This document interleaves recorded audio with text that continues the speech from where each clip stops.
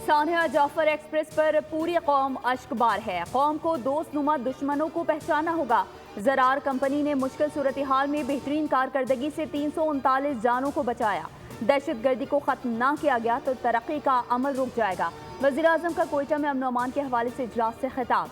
33 दहशत गर्दों को वासिले जहन्नुम करने पर सिक्योरिटी फोर्सेस को खराज तहसीन।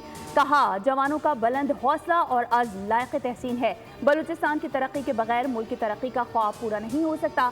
दहशत गर्दी के खात्मे तक अमन का हुसूल नामुमकिन है। तालिबान से रिश्ता जोड़ने वालों की वजह से हम आज ये दिन देख रहे हैं। उन्होंने जेलों में कैद हजारों तालिबान को आज़ाद किया। हमारा मशरक़ी दुश्मन जहर उगल रहा है। जिस तरह मीडिया पर पेश किया गया वो नाकाबिले बयान है। इजलास में साबिक़ निगरान वज़ीर आज़म अनवारुल हक काकड़, मुस्तफ़ा कमाल और दीगर मौजूद थे।